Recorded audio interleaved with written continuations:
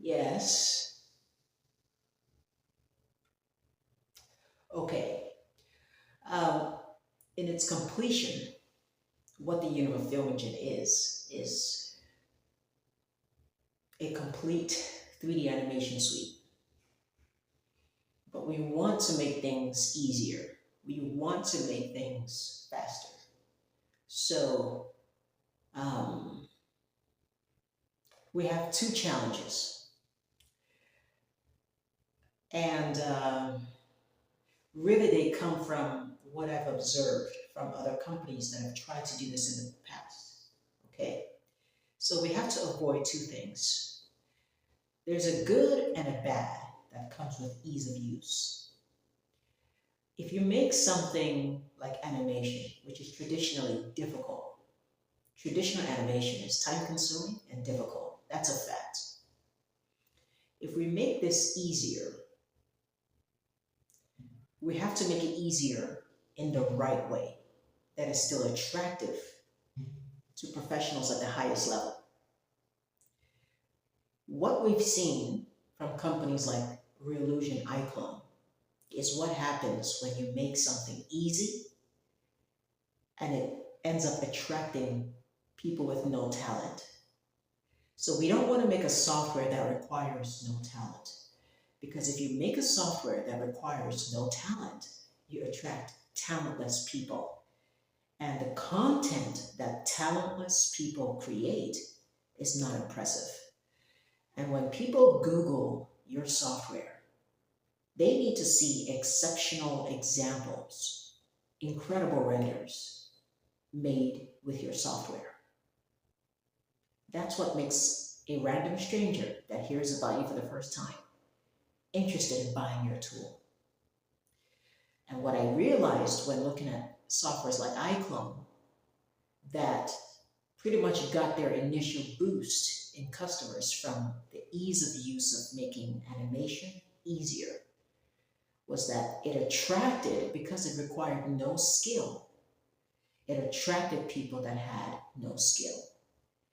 And those people went on to make really poor looking animations, things that are, quite frankly, embarrassing to show. So, to solve that problem, here's what we decided. We're going to make animation faster. We're going to make animation easier. But instead of giving you a puppeteering tool that requires no talent, we're going to give you a tool that every professional animator has always wanted, which is customization. Incredible customization.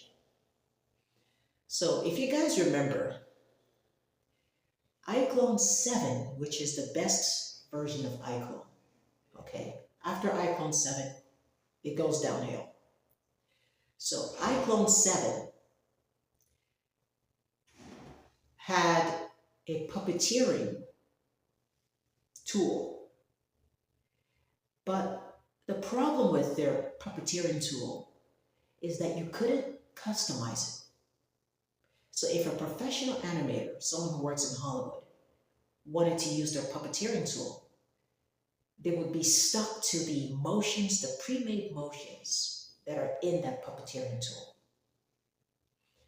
It was very difficult to impossible to customize those motions, to bring your own motions and use it in the Iclone puppeteering tool.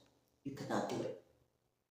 And they have not improved that puppeteering tool since. So in Univah, if we add a puppeteering tool, we're going to add a puppeteering tool that you can customize. That's what makes that feature powerful and attractive to a professional. Because now you bring your own motions that you've made in Maya, you bring your own motions that you've made in Cinema 4D or Cascader, whatever tool you use, and you drop those motions into a puppeteering tool. And now you just use it to animate your characters like that. Okay, so it's easy to go from a walking character to a running character, to a sitting character, simply by layering those animations and using very easy to use Pixar level curves. Okay, because I've taken a look at how Pixar does their animation. I watch a lot of their videos to see what kinds of tools they find attractive to their workflow. And if we provide that, then our software becomes a tool that even Pixar is going to want to use. So the major challenge with having a software that's easy to use is making sure that it's not a tool that requires no talent. You need people with talent using your tool, because these people are going to make incredible animations so that when somebody searches your tool, they see excellent examples, industry level examples. Okay, that's the problem Iclone has always had. Right now, if you go to Google and you type Iclone animations, you're not going to find even one that's going to make you impressed. So that's a very serious problem that they have and will always have, especially now with their incorporation of AI. So we've already solved that problem. I took a look at how they do things, and I said, we are not doing that.